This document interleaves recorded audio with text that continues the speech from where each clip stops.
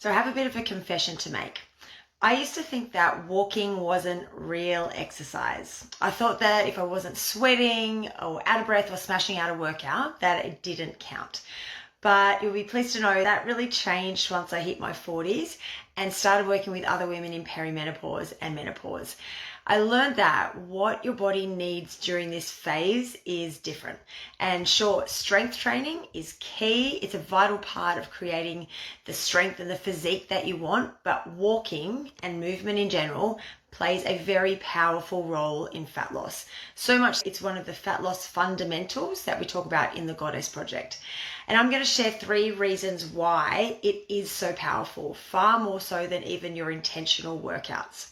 So let's get started. Number 1, walking increases your daily energy burn without overloading your system or ramping up hunger. So if you've followed me for a while, you know I talk about energy balance and its irrefutable role in fat loss. So you have energy coming in the form of food and drink, obviously, and energy going out. There are a lot of layers to the energy out component. So your resting metabolic rate, your workouts, the thermic effect of food, and the one that gives you the most bang for your buck outside of your resting metabolic rate, which you cannot influence, certainly not very easily, that is movement. So I talk a bit about non-exercise activity thermogenesis, right? The big word or acronym is NEAT, and a fancy way of saying movement. Everything you do that is not an intentional workout, moving my hands, blinking, breathing, dancing, walking, all of that counts as NEAT. How much bang for your buck does it give you? I actually have created a cheat sheet, a walking cheat sheet that gives you details on exactly how effective it is.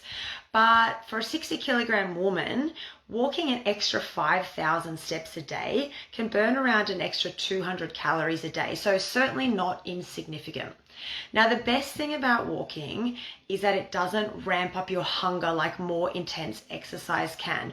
So I don't know if you ever feel this way, if you go for a run or you do a really hard workout, and sure, you might burn a few calories in that workout, but you can end up starving afterwards and eating more calories than you actually burn during the workout. So walking doesn't have that same impact on your hunger hormones.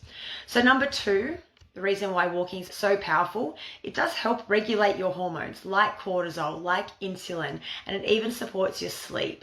And these are all things that can influence that energy out component that we just talked about. So if you can support these things, it makes staying in that calorie deficit, which as we said is vital for fat loss, it makes staying in that calorie deficit and losing fat far easier. And who doesn't want fat loss to be easier?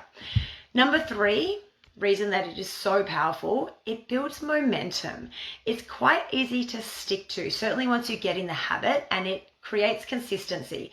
The other thing I love about walking or movement is that it's easily trackable. Most of this these days wear some sort of trackable wearable watch of some description, and we can see just how many steps we're doing, just how active or not active we are, as the case may be. And one of the things I love to say, my clients who are on here now will know, what we measure, we can manage. So with steps, you can measure that. You can see, if I increase my steps, is that going to make fat loss easier? And the answer almost certainly will be yes. What I see with my clients when it comes to walking and increasing movement is that walking, that increasing movement, is one of the simplest tweaks we can make to get results. So adding more walking in, and this is often we start with how much more can you do? What can we do to slightly increase what you're doing now? It's not about going from 3,000 steps a day, and you'd be surprised at how many people who have sedentary jobs are out around for 3,000 steps a day. It's not about jumping from that baseline to going to that magic 10,000 steps a day mark overnight, but work out where you're at, and then how can we slowly improve and increase that over time. Even adding 15 to 20 minutes a day can make a difference. So my clients have lost body fat, improved their mood, slept better, built confidence, all by making walking more of a priority again. I talk about sometimes the different levers we have in fat loss, and I like to use different levers depending on the client and what they're struggling with. But the 3 biggest levers for fat loss are nutrition, so you can reduce calories or you can change your macros, workouts. You can make them more frequent or more effective, and movement. And that's actually my favorite lever to pull for the reasons I mentioned above. It's easy to build consistency and it doesn't ramp up hunger, but it can have a huge impact and it doesn't really feel like you are making that much more effort in order to get there. One of the big reasons that we tend to, not always, but we can put on weight after 40 or in perimenopause or find it hard to lose weight is that we're moving less. So if we can just flip that around and start to increase our movement a little bit more, it can make all the difference. So if any of this resonates with you and you're ready to work with your body, not against it, I'd love to support you like I do with a lot of my clients inside the Goddess Project. We focus on powerful fundamentals of fat loss in there that actually get results after 40. Things like strength training and nutrition and real life strategies like movement. No extremes. I'm definitely not about the extremes. So if that interests you, drop me a DM or comment below.